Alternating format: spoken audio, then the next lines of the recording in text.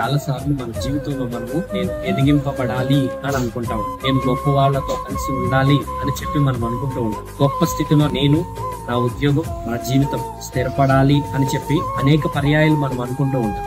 అలాగని అనుకుంటే సామెతల గ్రంథం 22వ అధ్యాయం 29వ వచనం, తన పనిలో నిపుణత గలవానిని చూచితివా, అల్పులైన వారి ఎదుట కాదు, వాడు రాజుల ఎదుటనే నిలుచును.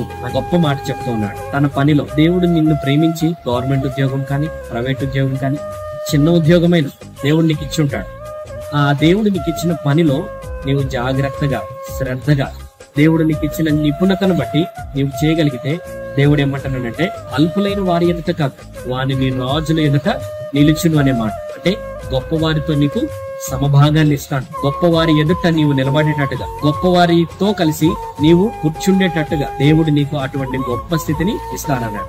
నీవు నేను గుర్తించవలసింది, మనకి అనుగ్రహించబడిన ఏ పనైనా, చిన్న పనైనా పెద్ద పనైనా, ఆ పనిలో నమ్మకముగా, యథార్థముగా మనం చేయగలిగితే దేవుడు మనల్ని అలాగున హెచ్చిస్తాడు, స్థిరపరుస్తాడు, నడిపిస్తాడు. దేవుడు మనలను, మన కుటుంబాలను దీవించుగాక.